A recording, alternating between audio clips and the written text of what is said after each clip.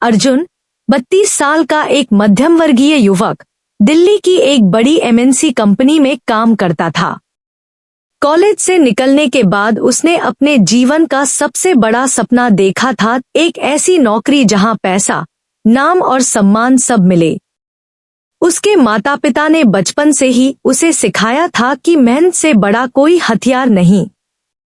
लेकिन जैसे जैसे वह कॉरपोरेट जीवन में डूबता गया, उसने पाया कि यहाँ केवल मेहनत ही काफी नहीं, बल्कि राजनीति, चालाकी और दिखावा भी जरूरी है।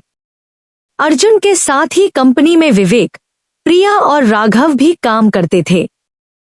यह चारों अलग अलग विभागों में थे, लेकिन अप्रेजल के समय सबका लक्ष्य एक ही होता, इंक्रीमेंट और प्रमोशन। कंपनी में मार्च का महीना आते ही हर किसी के चेहरे पर एक अनोखा तनाव दिखने लगता। ऑफिस की चाय, मीटिंग्स और कैफेटेरिया की गपशप सब एक ही बात पर टिक जाती। इस बार इंक्रीमेंट कितना होगा? किसको प्रमोशन मिलेगा? एचआर से बात की?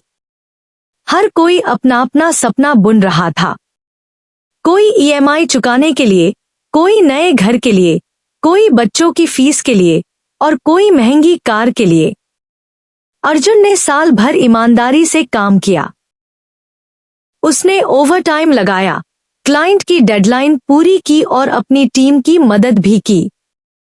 परंतु जब उसने सुना कि उसका सहकर्मी राघव, जो अक्सर बॉस की चापलूसी करता था और दूसरों का श्रेय ले लेता था, उसका नाम बेस्ट परफॉर्मर की लिस्ट में है, तो उसके मन में पहली बार ईर्ष्या का बीज अंकुरित हुआ।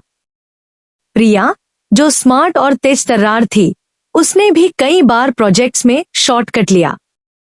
रिपोर्टिंग में आंकड़े तोड़मरोड़ कर पेश किए और बॉस को खुश रखने के लिए उनकी हर छोटी बड़ी इच्छा पूरी की।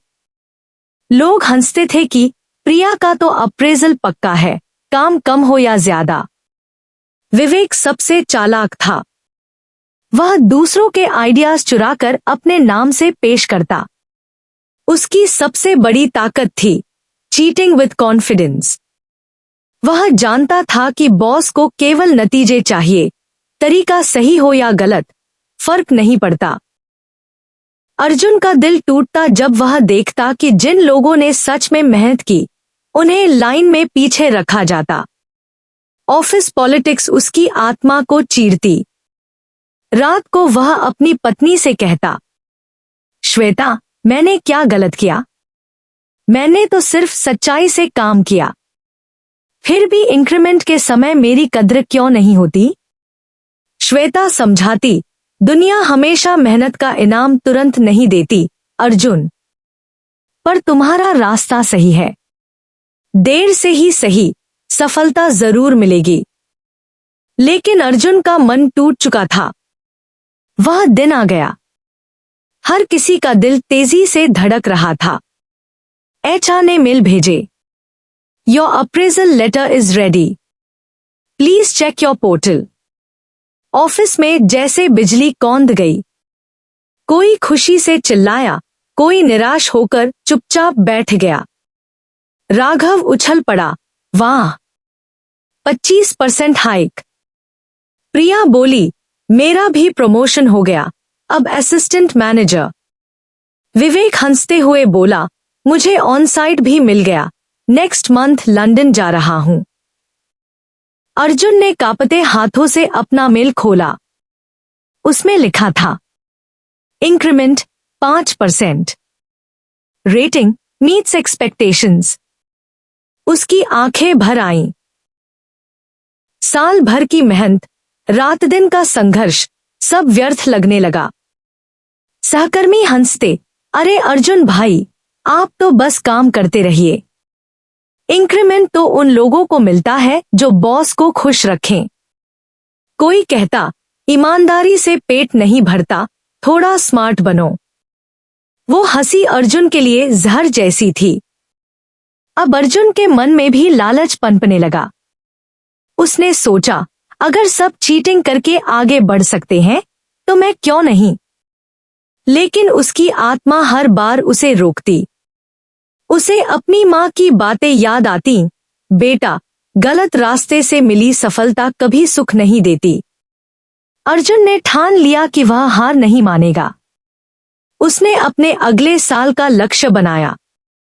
नई स्किल सीखेगा, क्लाइंट से सीधे संबंध बनाएगा और सबसे बड़ी बात, अपने ईमान को ताकत बनाएगा, कमजोरी नहीं। उसने सपने देखना बंद नहीं किया। समय बीता। अगली अप्रेजल साइकिल आई। राघव की पोल खुल गई।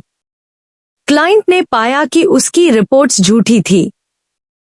प्रिया पर आरोप लगा कि उसने कॉन्फिडेंशियल डेटा लीक किया। विवेक का प्रोजेक्ट असफल हुआ और उसका ऑन साइट कैंसिल हो गया। लेकिन अर्जुन ने जिस प्रोजेक्ट पर दिन रात मेहनत की थी, वह क्लाइंट के लिए गेम चेंजर साबित हुआ। पूरे बोर्ड ने उसकी तारीफ की। इस बार अप्रेजल मेल खोलते समय अर्जुन के हाथ कांप नहीं रहे थे, बल्कि उसकी आंखों में आत्मविश्वास था। मेल में लिखा था, इंक्रीमेंट 40%, प्रमोशन प्रोजेक्ट मैनेजर। उसकी आंखों से आंसू बह निकले, पर इस बार वे आंसू दर्द के नहीं, खुशी और संतोष के थे। ऑफिस में सबको संदेश मिला, सच्चाई की राह कठिन जरूर है, लेकिन अंत में जीत उसी की होती है। इस कहानी ने यह सिखाया कि पेन और सफरिंग हमें मजबूत बनाते हैं। डिसऑनेस्टी और चीटिंग कुछ समय के लिए फल देती है, पर अंत में सब उजागर हो जाता है। जेलसी और ग्रीडीनेस इंसान को खोखला करती है। लाफ अक्सर मजाक उड़ाने वालों की होती है, पर असली हंसी वही हंसता है जो अंत में जीतता है। एम्बिशंस और ड्रीम्स अगर ईमानदारी के साथ पूरे किए जाए तो सच्चा सुख देते हैं।